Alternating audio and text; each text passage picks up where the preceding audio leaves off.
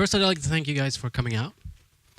And I'm just here to give you 5 short tips for smoother design while you wait for that new design process to settle in that you're learning today.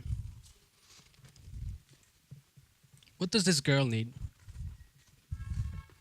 A chair? A ladder? Or if we're thinking in the form of needs rather than solutions, she needs to reach. Or maybe she needs boundaries. She's been on that tablet for about 4 hours and her parents put it there for a goddamn reason. And in a company scenario, business analysts would have seen this as a dramatic increase in the need for more books this quarter and set that as an important KPI. All while the design team is tasked to coming up with new ways to sell more books. This company is not interested in design. Design is the intentional solution to a specific problem. Selling more books is not a problem. It's a desire. Increasing KPIs is not a problem. It's a specific desire. Deep down, we need to realize that people don't care about our products. They care about their problems. My name's Tem, and I'm a UX lead and a strategist, but I'm also a designer. And as a designer, it's my job to question things in order to find new and better solutions. Just going to move my notes a bit. However, most designers work within a context where priorities are not completely rational. There's too many interests going on that have a direct impact on the user experience. We have product managers, we have business analysts, we have developers, we have marketers, we have CEOs, we have CTOs, we have COOs, and they all have their own agenda. Too often, competent designers are subject to a broken process for making decisions. That's why we see smart people make stupid shit. If you're a product owner or in a leadership position and part of your job is to have an opinion on design, there's 2 things you need to realize. Design is not random. I move things around until they look right. This is Milton Glaser, one of our time's great graphic designers. He made things like the I Love New York logo, Brooklyn Brewery, which are accidentally, Stockholm is the 2nd largest market in the world here. He said it jokingly, but traditionally that's how we view design. As something esoteric, this mysterious process that involves like a lot of thinking and a lot of inspiration and tons and tons and tons of Post-its. And in some ways it's true. You might have seen this before. It's called a Design Squiggle, and it's often used in conjunction to show the design process. There's some form of like research going on, and then it synthesizes, and then it goes into some form of concept phase, and then you end up with like this one design. That's great. But that's not a very fair description of how design actually works. Design is not random. There's actually a method to the madness. It's about methodically testing different solutions until you have enough data to move forward. Otherwise, you're just designing for the sake of design. Making stuff look good is not a goal. It's a desire. It's about designing with purpose, about designing with intent. Number 2, design is unpredictable, ironically. Most companies today value repeatable and predictable quarterly profit reporting. But design doesn't conform easily to estimates. It's really difficult, if not impossible, to calculate the return on investment in creativity, or to predict exactly how much value will be delivered through a better experience. And once you understand this and accept these terms, design will be a lot easier to work with. So here's my 5 tips on how companies can make the design process a little bit of a smoother experience while we wait for all these big methods and processes to settle in. Number 1, make design less agile. And what do I mean by that?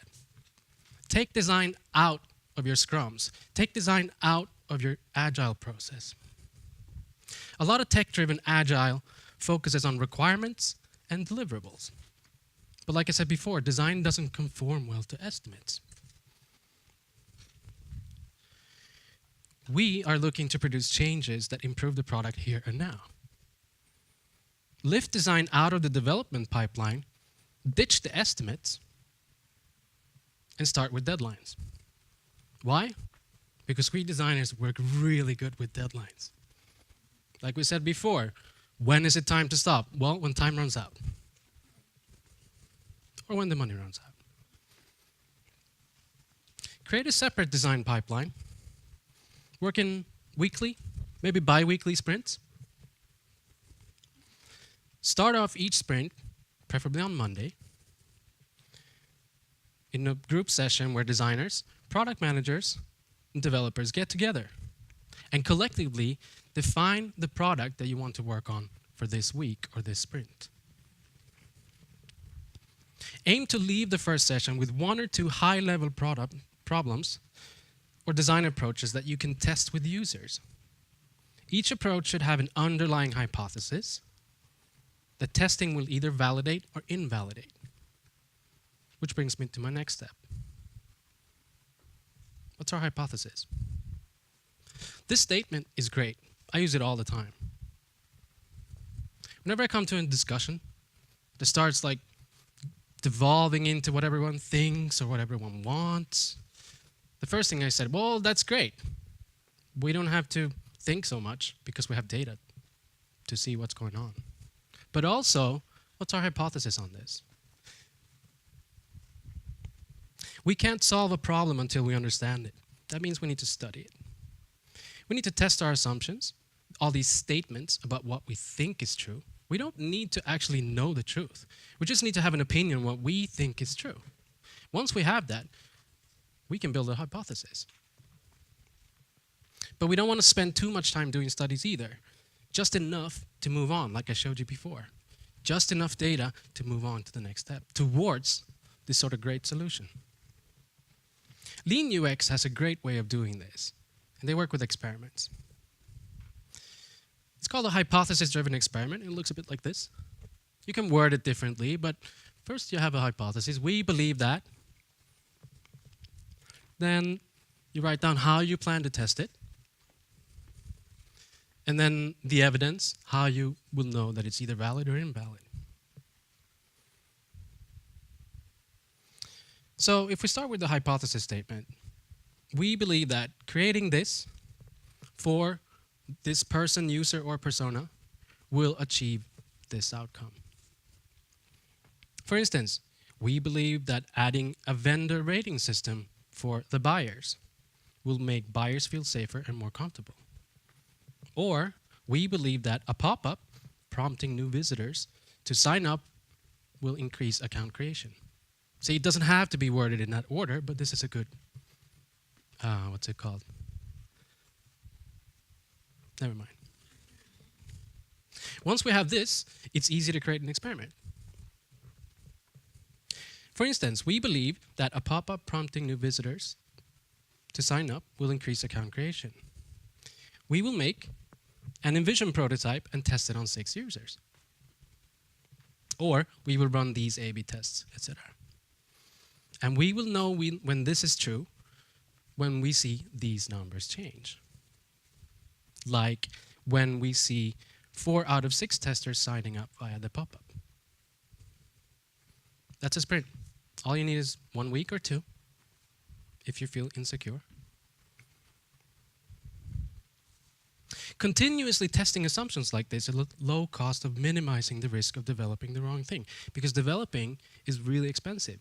Running A/B tests is also really expensive, but we're not going to talk about that today.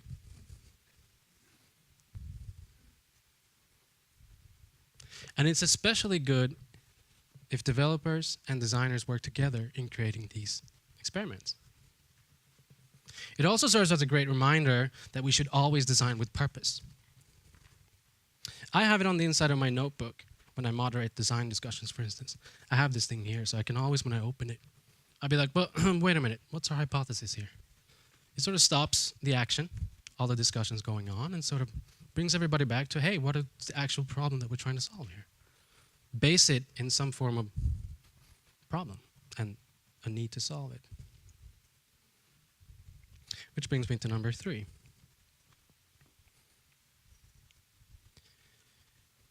If you're a leader or a product manager or anybody leading any type of organization that has design, you need to be where design is. There's no excuse.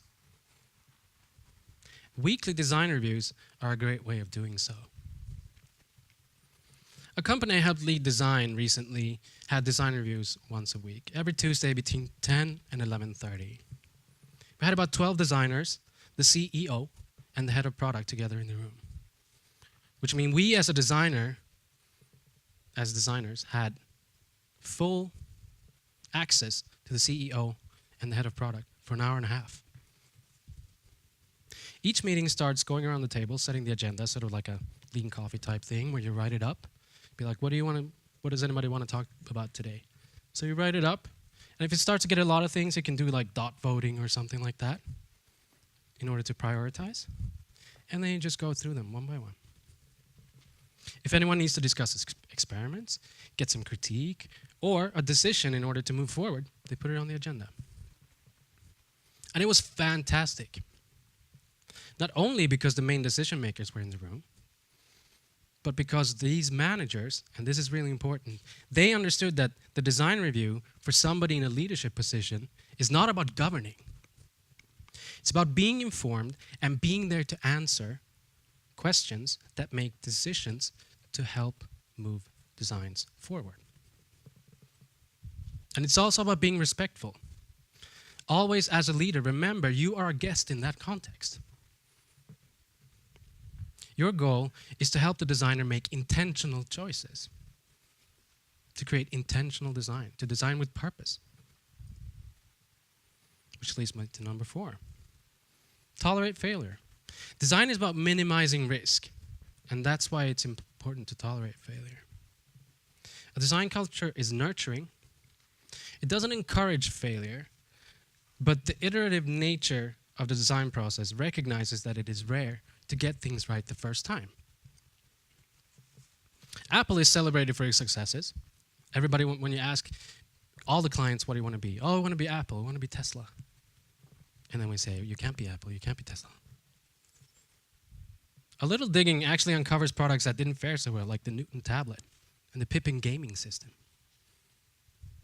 It's important to leverage failure as learning. View it as part of innovation. Part of business, just like we change processes or adapt new models. Which brings me to number 5. Adapting a UX model, like UXDX for instance, it's a great step. But it's not going to be a silver bullet to solve your entire product pipeline. A model or a process is only as good as we allow it to be. Leaders need to create a culture that allows people to take chances and move forward without a complete logical understanding of the problem. You need to trust your designers, empower them. A sort of creative confidence. Because innovation, and this is super important, innovation is by its nature undefined. Give designers business context and allow them to identify opportunities that grow the business, and you will soon see how you, as a business or as a product, will start solving real problems. And this is the key here. Give your designers the business context. Why are we doing this? Why am I asking you to sell more books? Well, because we just saw an increase, a super dramatic rise in the need for books of little girls aged 4 to 8. Okay, well, why are they doing that? Because they need to get that tablet. Well, do they? Let's talk to the parents. And that's what user experience is all about. Thank you.